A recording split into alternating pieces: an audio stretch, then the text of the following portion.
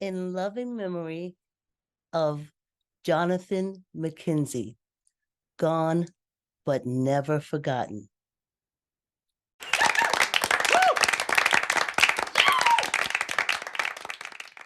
The knight jumps from one square to another in an L shape. Baby, you got it. He crosses two squares in a straight line, and then one square, either left or right. Either left or right.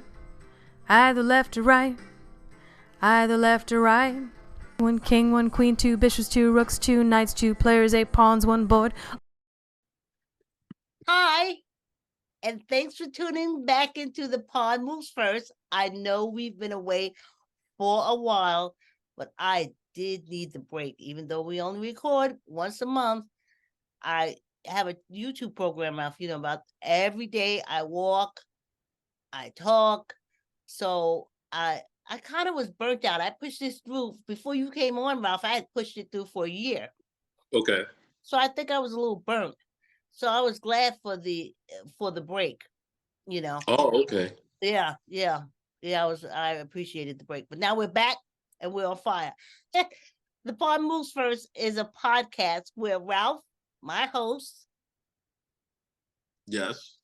and we talk about chess. We talk about the show Neighbor, which teaches the basics of chess through music, movement, and song. And we talk about the chess song.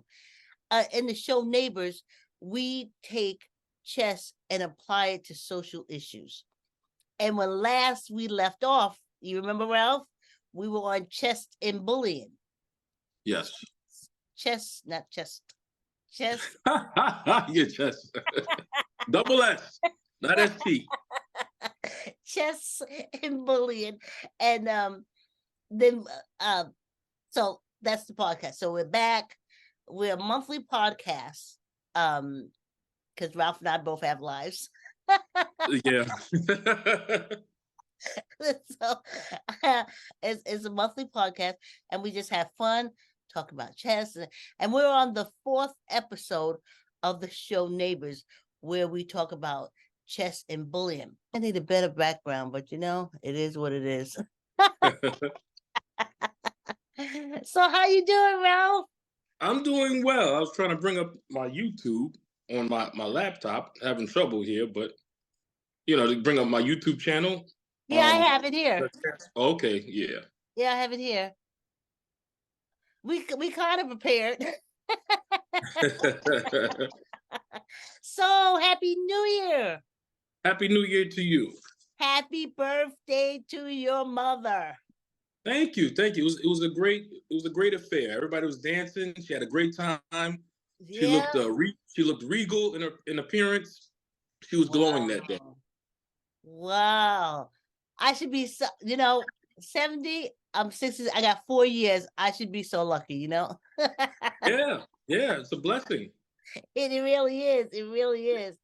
Well, I've been thinking about, because we've been away for the podcast basically for 2 months, because this is not going to come out until next month. Okay.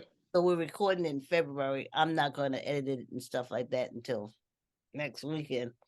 Okay. So I was thinking like, oh gosh, I haven't heard that smooth, velvety voice of Ralph. Oh, thank you. Then you sent me the video, and I was like, oh, there it is. Yeah. That was the game. The man, he's from Hungary.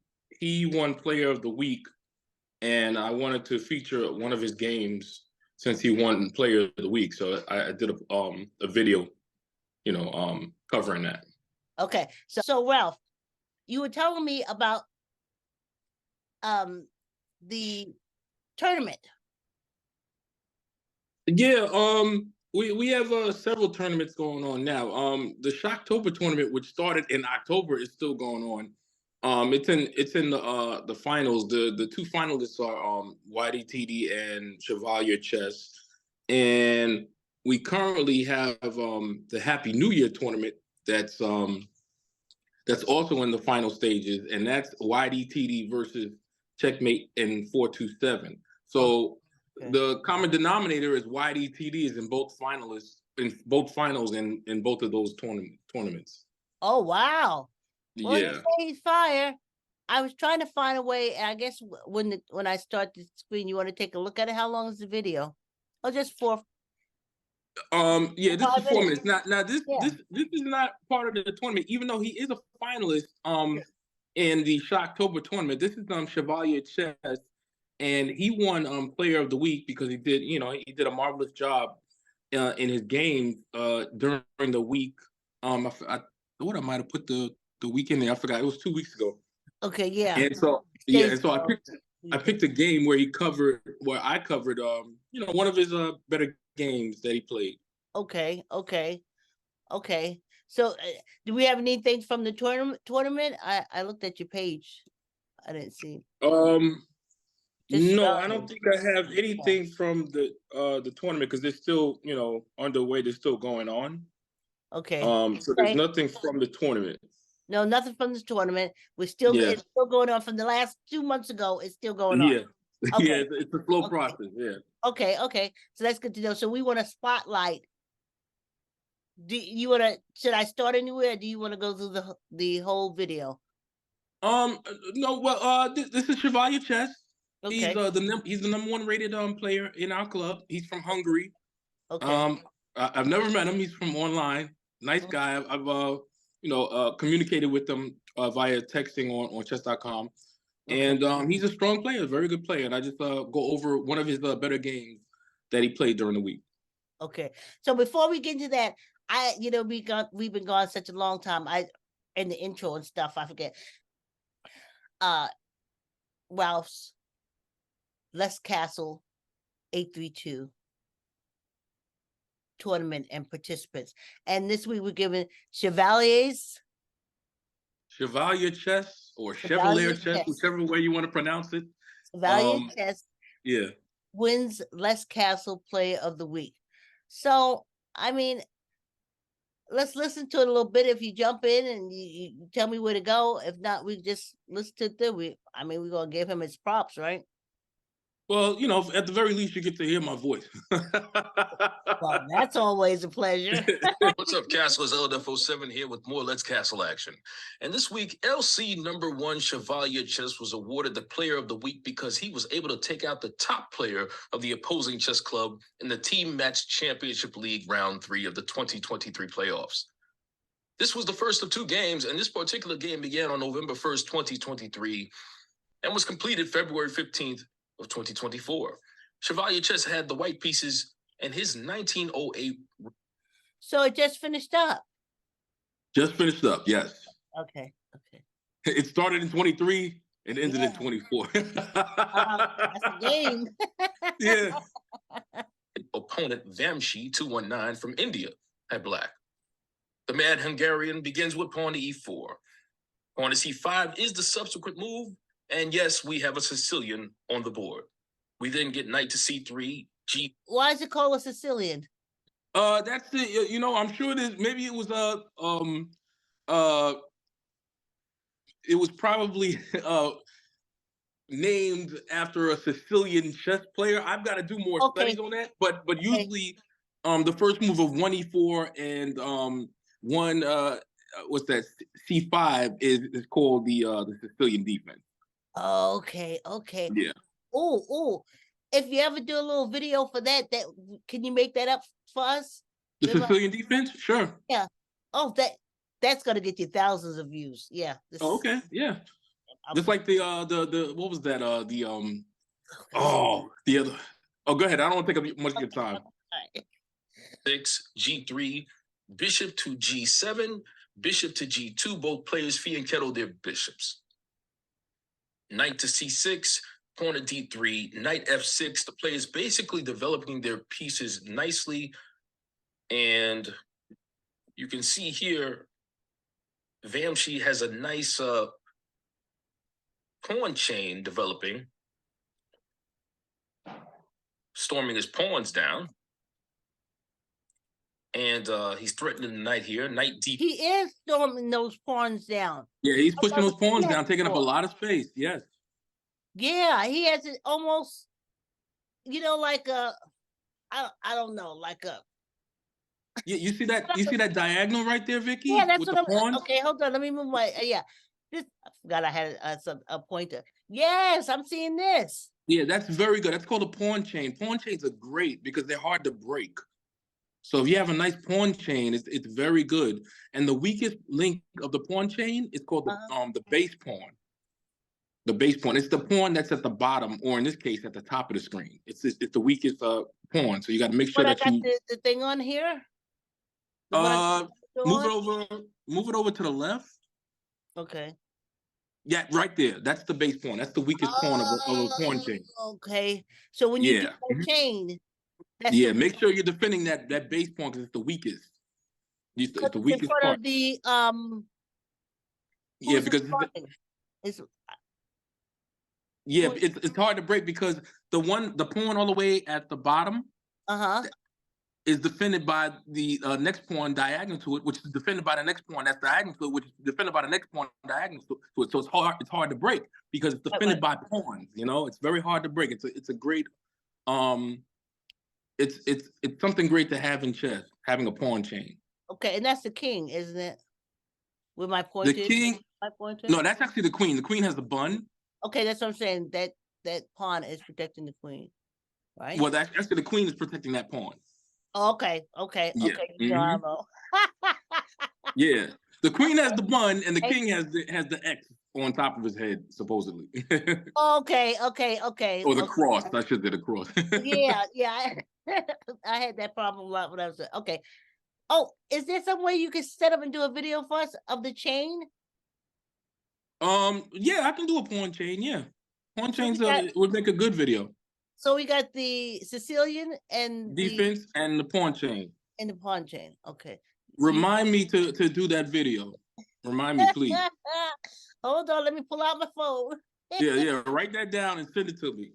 Like, Ralph, don't forget that pawn chain video. Hold on. And the Sicilian, because when I did the en passant, that got a lot of views as well.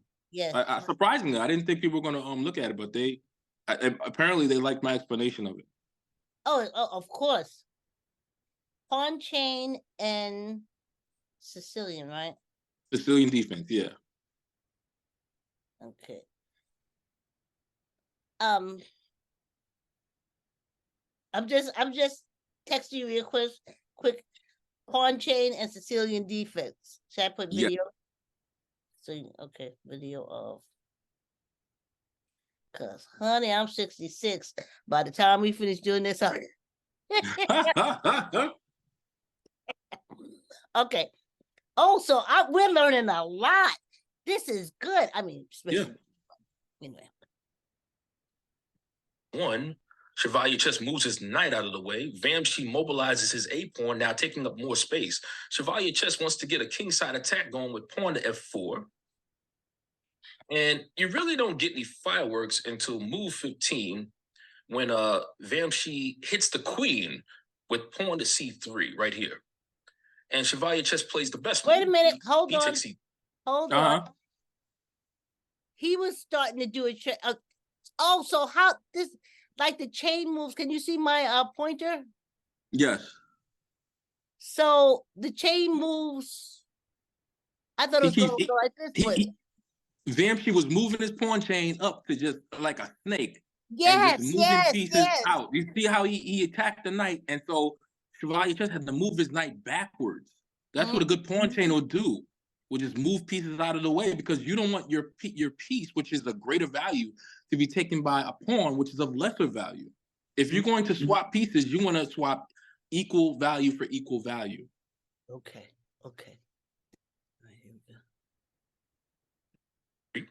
You get an exchange of minor pieces. And Queen C7. This move was played by Vamshi, but Stockfish would have preferred it to recapture. The computer didn't like that move. So I had to, really emphasize that with a meme or a GIF or whatever they talk about it. Like, what was he doing there? Yeah. I thought that was comical. Yeah. Like so. And, just keep the material even. However, let's Go back. However, 3 moves later, Vamshi played rook to b4, which is a blunder because it leaves you vulnerable to knight to d5. And that's forking the rook and queen on c7. Now, Fortunately, knight to d5, you can stop it there. Yeah. See, if he plays knight to d5, that's Right. a tactic called a fork. And a fork is when a piece is attacking two pieces of the opponent's two opponent pieces simultaneously at the same time. So it's like you're forking them. You know, when they say stop at the fork in the road, Yeah, and it goes yeah, off yeah. like that, well, you're attacking two pieces at the same time. I was working for this lady in Greenwich. She was a Parisian woman, and she was giving me directions. And she said, drive until you have to make a decision and decide right. And then she'll say, drive until you have to make a decision and decide left. She wouldn't say to you, come to a fork in the road. Yeah. She would just say, drive until you have to make a decision. Make a decision. Exactly. So Yeah. yeah. So this is what the fork is, you know? So Mhm. let's see what the decision is. the Indian, Chevalier Chess missed that move, and he played knight e2 instead. See, he didn't do that move. So That would have been the better move. doubles up on the He missed that move. Yeah. Chevalier Chess tickles the rook. So Vamshi plays rook Wait a b2. minute. What's tickling the rook? Tickling is just when you attack a piece. It's like tickle, tickle, tickle. You better move. You're making a move just to move them out of the way. Okay. So it's like tickling. Tickle, tickle, Tickles tickle. again. The Okay. rook moves to a safer square. You then get knight to f4, pawn to a4, knight d5 hitting the queen. The queen moves to d8. And now Chevalier Chess places his queen on c4, pressuring the pawn and knight simultaneously. Knight to a7 is saved, but queen takes a4, wins Chevalier Chess a free pawn, and hits the knight again. And now Chevalier Chess has a 2-point material lead. Vamshi moves the knight to safety for a second time. You continue with queen to f4, knight f6, looking to trade knights, but the trade is rejected by Chevalier Chess, who goes after the rook. Vamshi plays rook b7, looking to win a knight, but the Hungarian turns the tables on him and plays knight a6. This is going to win Chevalier Chess material.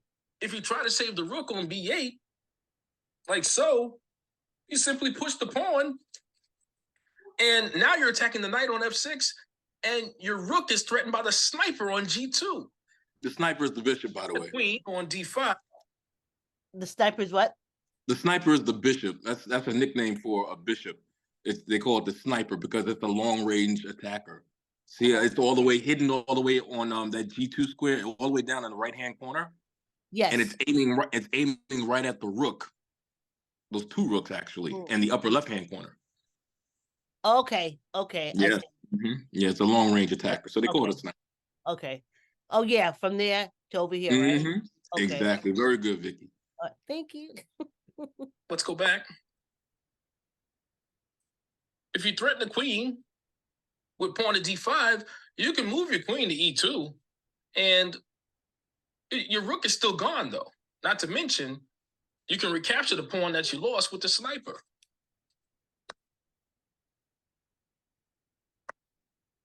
Vamshi realized he was going to suffer heavy material. Excuse me.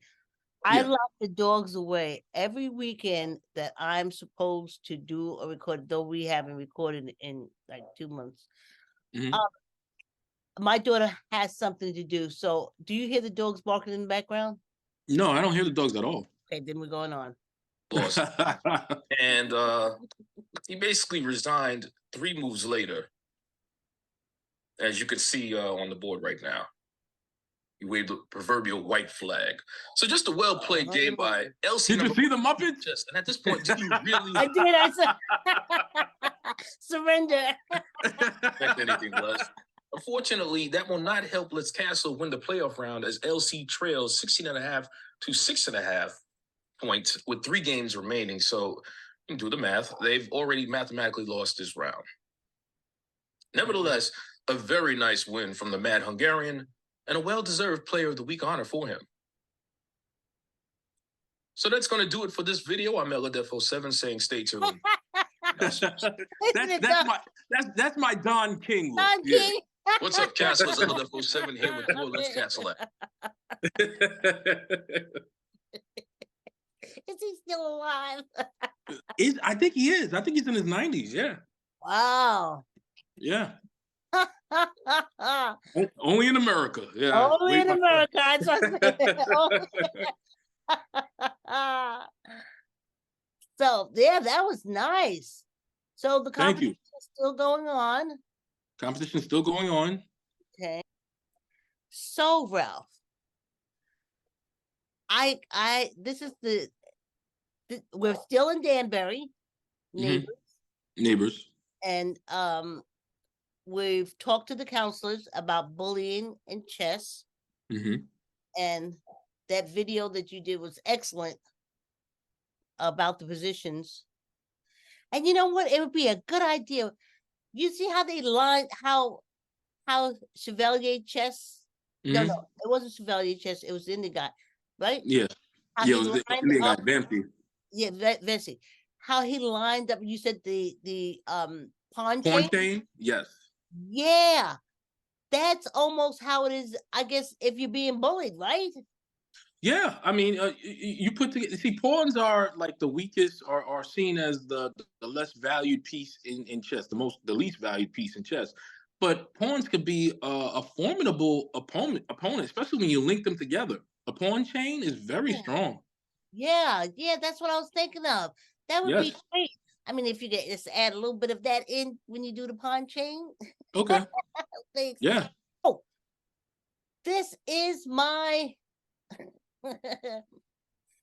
Excuse me. I'll show it again at the end. This is my Stay Fly shirt that Tyree, who sings Neighbors, he's into manufacturing and designing. Really? So he does shirts? Yes. You might have to give me his number. If he does, gives a good price, I'm looking to do shirts for my Let's Castle. I want Let's Castle shirts. Oh yeah, he does all that stuff. Okay. I know him through Facebook. I contact him through Facebook. So I've also been off Facebook for a month, Ralph. I took the month of February off. I just wanted to direct my energy someplace else. Yeah, I absolutely know what you're talking about. Yeah. That's good. So, yeah, I don't go back on to March 1st. So okay. So as soon as get away from that social media, yeah, I just wanted my energy. I just wanted such good, positive, uplifting energy. I wanted to get into wants and better and best and greater and more and stuff. And I just didn't want that my energy going towards social media like that. I wanted to go towards me. I hear you. I hear you. So as soon as I get back on, he does. Oh yeah, he can do the shirts and stuff like that for you. Okay, great. Yeah. Yeah. So I just said that it's called Stay Fly Gear. And I was like, I knew him since he was in middle school because I'm friends with his mother.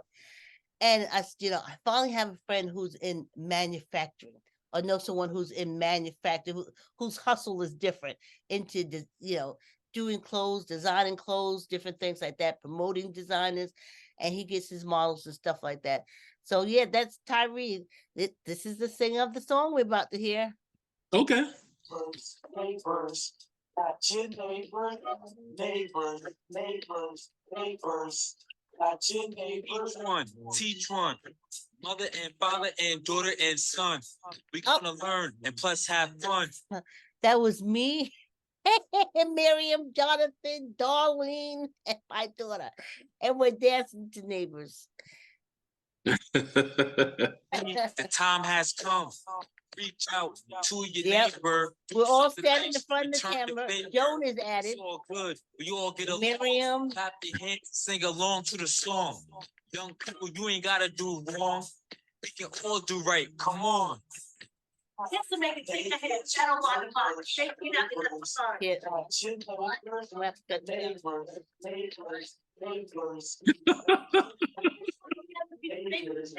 And you know what? I don't know why it does that. Even in the other ones that I have, it bleeds over.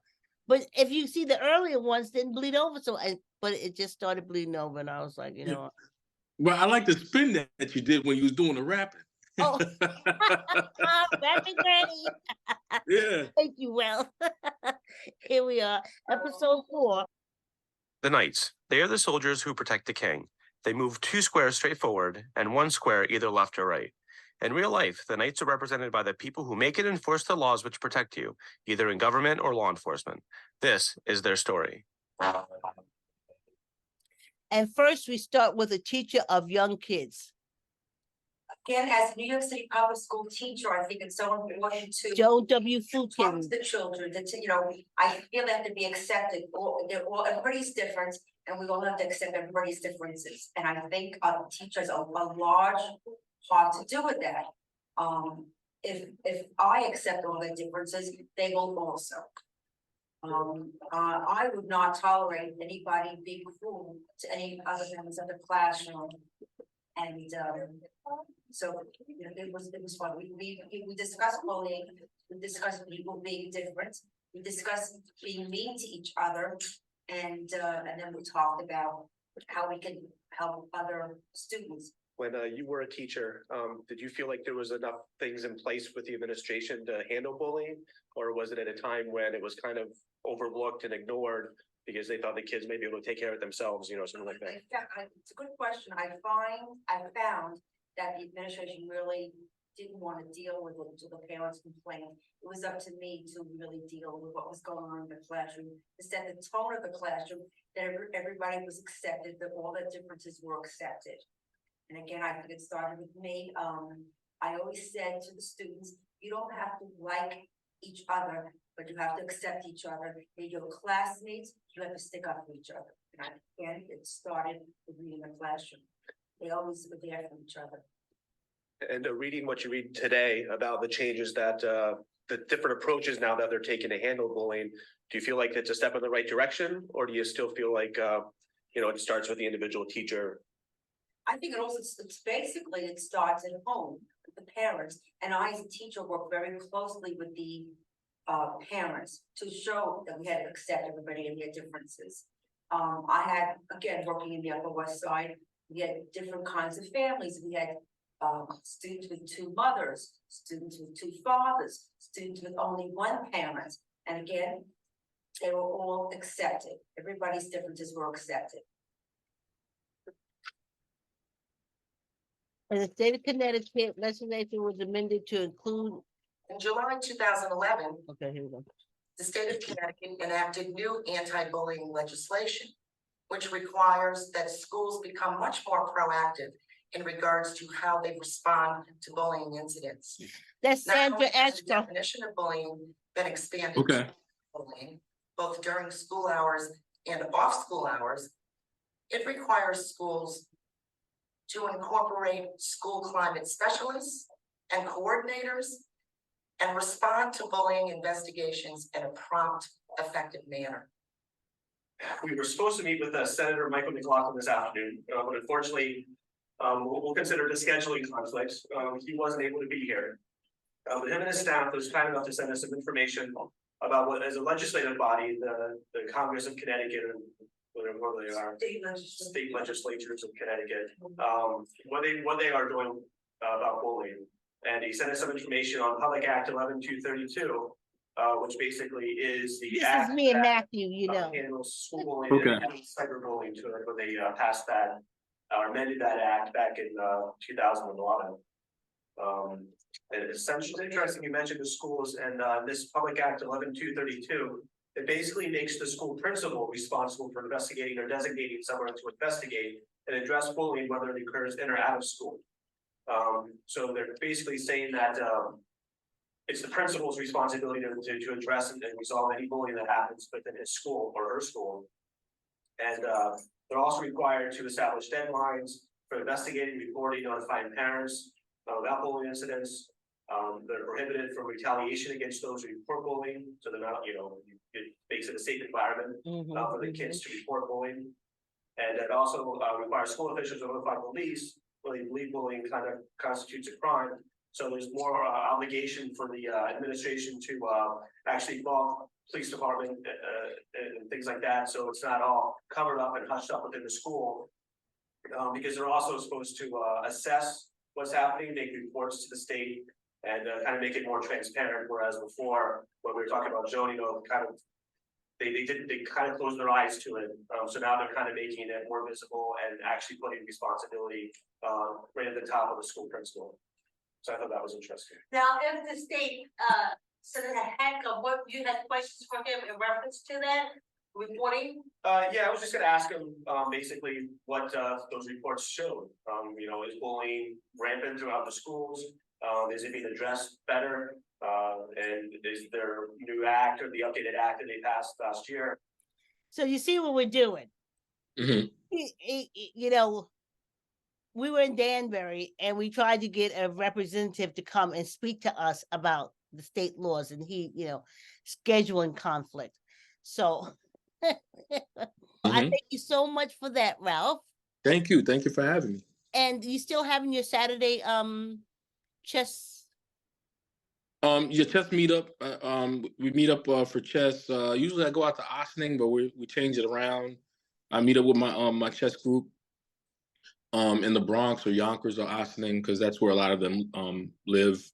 Also on Fridays and Saturdays I have a speed chess tournament that I do every night at 8:30 p.m. So that's a lot of fun as well. Speed Online. chess, online, yeah. That's the one Mhm. that you mentioned before. It's been 2 months, but that's the last Oh, time. okay. Yeah, Okay, yeah, yeah. you did mention Mhm. that, and how to Yes. reach you and Yes. sign up On, for it. So it's yeah, still ongoing.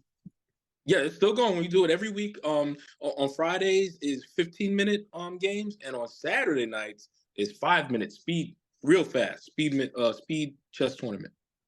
And how do they get involved? What do they have to do to contact you? You can go on chess.com and hit me up at eladef07. Send me a message, or you can email me at eledef14 at yahoo.com and say, hey, I'm interested in joining your Let's Castle club, and I'll Okay. shoot you a message. Oh, I guess I was about to say, could they leave a message on one of the videos on Castle? Oh, and Let's Castle 832. Let's Yeah. Castle 832. Okay, good, Yeah. good. Okay, well, thanks for tuning. Thank you, Ralph, for co-hosting with me. Thank you. Thanks for And having me. you're welcome. And thank you guys for tuning in to the Pond Moves First podcast. And we'll see you next time. See you next time. Bye, Ralph. Bye, Vicky.